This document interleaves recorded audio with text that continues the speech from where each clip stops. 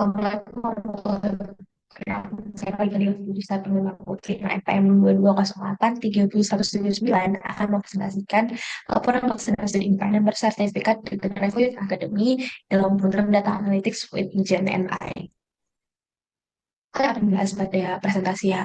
Ini adalah jenis program MBKM, judul dan implementasi Capstone Project, dan rekomendasi materi yang akan dikonversikan. Studi independen bersertifikat OMCT dengan peta revolusi cita edukasi Revolut Tech Academy merupakan wadah pengembangan kompetensi inti di bidang analitik data dan kecerdasan bisnis, serta mempelajari pengolahan data, statistik dan visualisasi data, serta mengasah keterampilan komunikasi manajemen. Melalui Capstone Project, peserta mengimplementasikan end-to-end data analysis untuk menyelesaikan tantangan bisnis, memberikan rekomendasi strategis, mempersiapkan diri untuk dunia kerja di bidang teknologi dan analitik data.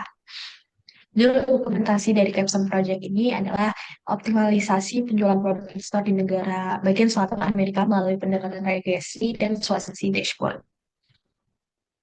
Metodologi penelitiannya antara lain terdiri dari product understanding, data preparation and data cleaning, exploratory data analysis, data visualization, insight, dan recommendation. Pada analisis tren keuntungan per bulannya, dapat puncak pada tahun Januari 2019 dan Juli 2020. Hal ini menunjukkan sebuah fluktuasi dalam penjualan dengan meningkat dan penurunan secara tidak teratur dari tahun awal 2018 sampai 2020. Namun pada bulan lanjutan seperti Januari 2019 dan Juli 2020 ini, laba penjualan mengalami lonjakan dan penurunan yang signifikan karena pengaruhan penjualan produk yang didorong oleh tren atau musiman setiap tahunnya. Hal ini dapat menunjukkan adanya musim tertentu dalam bisnis seperti hal berpotensi terkait dengan tren atau acara tahunan yang meningkatkan penjualan atau peningkat. Kemudian pada analisis pendapatan per negara bagiannya, bisa kita lihat pada grafik ini, negara Texas dan Florida merupakan dua negara teratas dengan pendapatan paling tinggi. Texas dengan pendapatan yang mencapai 7 juta dolar dan Florida yang mencapai pendapatan 5 juta dolar sangat-sangat berbeda signifikan dengan negara-negara bawahnya seperti South Carolina, Alabama, dan Louisiana yang hanya mencapai pendapatan sebesar 600 ribu dolar. Oleh karena itu, untuk menarik pelanggan dan meningkatkan pendapatan di negara bagian lainnya, pemasaran, penawaran, promosi, dan pengembangan di toko yang serupa dengan Texas dan Florida harus diterapkan pada negara-negara bagian lainnya. Kemudian ada analisis order quantity per kategori produk di channel in-store. Seperti yang diketahui pada negara Amerika Serikat mempunyai banyak perayaan dan masyarakat di sana seringkali eh, hobi untuk gonta-ganti dekorasi rumah karena mereka menyesuaikan dengan perayaan yang dirayakan seperti Valentine, Halloween, ataupun Natal. Grafik yang dapat kita lihat di sini adalah menunjukkan bahwa penjualan tertinggi pada saluran penjualan stok ini kategori yang paling tinggi adalah home decor and furnishing dan furniture serta yang berada di kategori home and kitchen. Dapat disimpulkan bahwa sering pelanggan lebih tertarik dan membutuhkan barang-barang seperti dekorasi rumah, furnitur, dan perlengkapan dapur. Hal ini juga dapat disebabkan dengan barang musiman yang mengakibatkan pembelian yang sangat melonjak pada kategori produk ini. Lalu pada analisis jumlah fisik pada negara bagian selatan, pada grafik peta ini telah membangun jumlah fisik di setiap negara yang bagian bervariasi secara signifikan dengan hanya Texas dan Florida yang mempunyai masing-masing. Texas mempunyai 38 toko fisik sedangkan Florida mempunyai 20 toko fisik. Ini sangat sangat berbeda jauh dengan negara-negara seperti Alabama ataupun Mississippi yang hanya masing-masing mempunyai satu toko fisik. Oleh karena itu perlu dilakukan penambahan toko fisik di negara bagian dengan jumlah toko yang lebih sedikit untuk meningkatkan penjualan dan pendapatan. Kemudian adalah visualisasi dashboard yang sudah dibuat ada Power BI, sudah dilengkapi dengan grafik peta dan pilihan untuk negara yang mau dilihat dan sales channelnya, dan sudah dicantumkan juga pemesanan order quantity, pendaftaran keuntungan di tiap negara bagian dan di tiap bulan atau tahunnya. Untuk rekomendasi sendiri, ada 8 mata kuliah yang akan direkomendasi, yaitu yang pertama adalah data storytelling, kedua adalah pengenalan pola, ketiga adalah kecerdasan bisnis, yang keempat adalah pengenalan data bisnis, kelima proyek basis data, keenam deployment aplikasi, ketujuh framework pengembangan perangkat lunak, dan delapan adalah manajemen diri.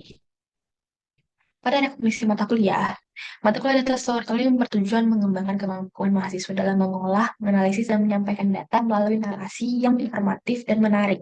Hal ini berguna dalam pengambilan keputusan dalam program Revolut Academy. Mahasiswa dilatih melakukan data penjualan, menganalisis tren bisnis, dan menyajikannya dalam bentuk cerita berbasis data. Ini merupakan dokumentasi pada saat presentasi kepada mentor, presentasi capstone project, dan yang kedua adalah bentuk dari grafik yang akan ditampilkan pada capstone project dan membawakan narasi dalam menjelaskan grafik ini seperti apa dan kegunaannya dalam memberikan rekomendasi atau insight baru kepada perusahaan bisnis. Kemudian mata kuliah pengenalan pola. Dalam rekognisi ini, mata kuliah pengenalan pola mempunyai analisis tren dan pola musiman yang digunakan untuk menganalisis data berbasis waktu tanpa perhitungan berbasis jarak. Teknik seperti fluktuasi musiman dan analisis statistik deskriptif membantu memahami karakteristik dataset. Sedangkan model regresi digunakan untuk mengenali pola historis dan memperbaiki tren pada masa depan. Analisis data penjualan pada grafik di bawah ini menunjukkan pola peningkatan yang signifikan selama paruh kedua tahun antara 2018 sampai 2020 di paruh kedua itu pada bulan Juli sampai Desember menunjukkan peluang untuk mengoptimalkan strategi pemasaran dan inventaris. Dan jika kita fokus pada grafik yang di sebelahnya yaitu grafik kategori produk, bisa dilihat bahwa kategori home decor and furnishing serta furniture mencerminkan minat pelanggan pada produk rumah tangga dan menawarkan peluang untuk meningkatkan strategi pemasaran dan upsell metode puncak permintaan sesuai dengan kategori produk tersebut.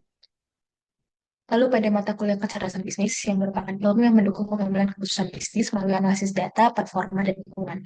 Prosesnya melibatkan pengumpulan data, analisis, visualisasi, dan pelaporan menggunakan alat tools seperti Power BI. Dalam pengambilan keputusan bisnis diperlukan pemahaman bisnis yang terstruktur. Pada episode project ini dibuat panel business question dan hipotesis terkait data bisnis yang akan dianalisis. Seperti contoh pada business question ini sudah dikumpulkan 6 business question seperti contohnya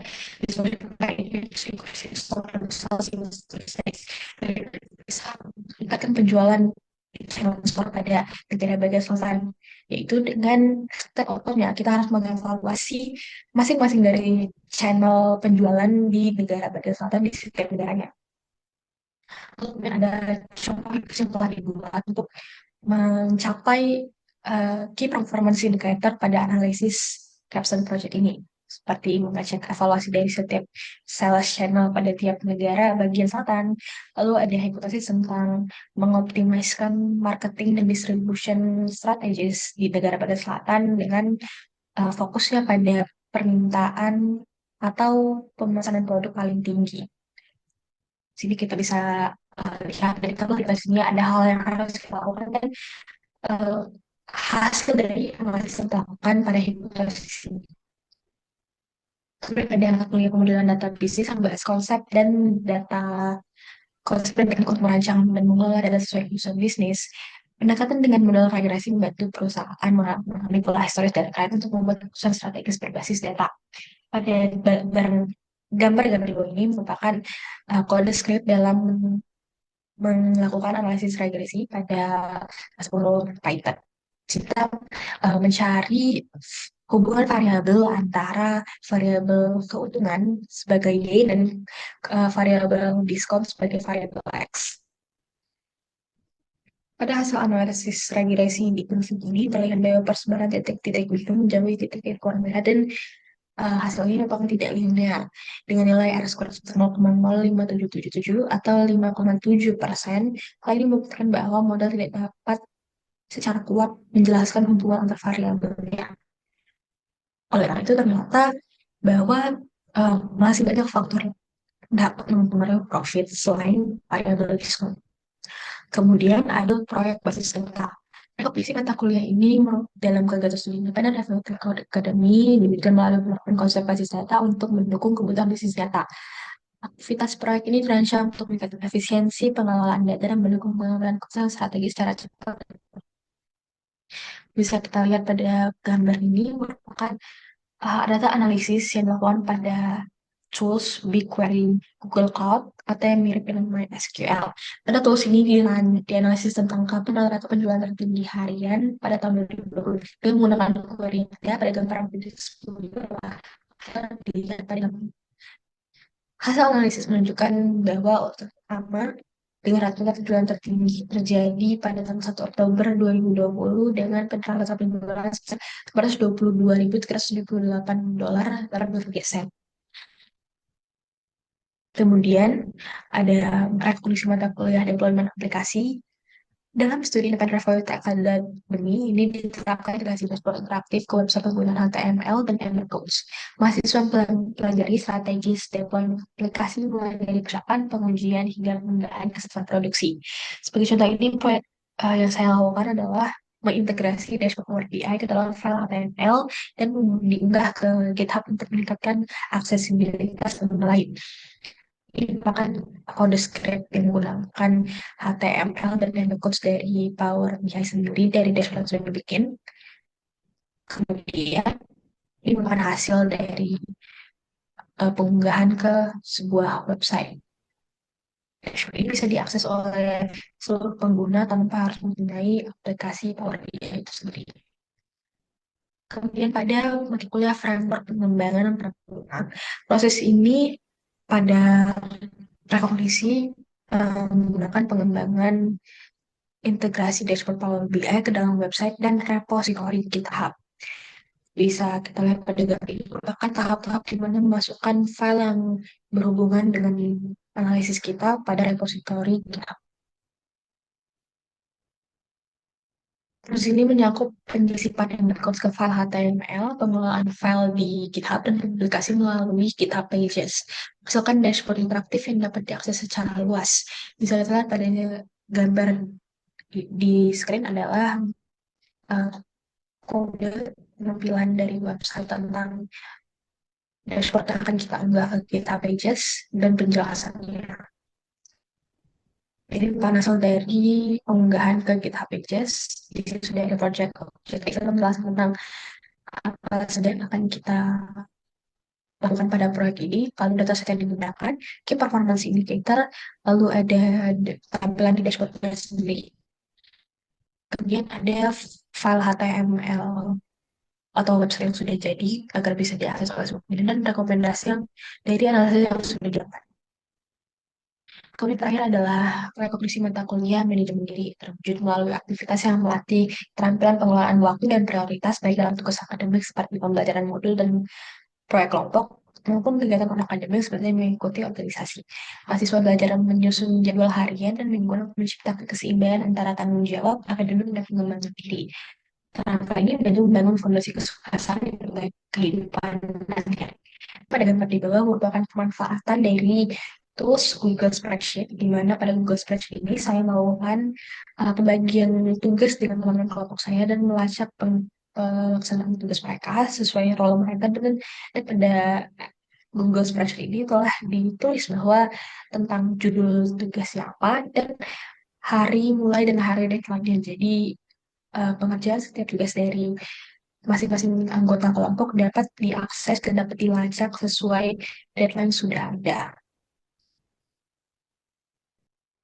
Sekian dari saya terkait presentasi laporan pelaksanaan studi sertifikat atau MSIP. Jika ada salah kata, mohon maaf. Terima kasih. Wassalamualaikum warahmatullahi wabarakatuh.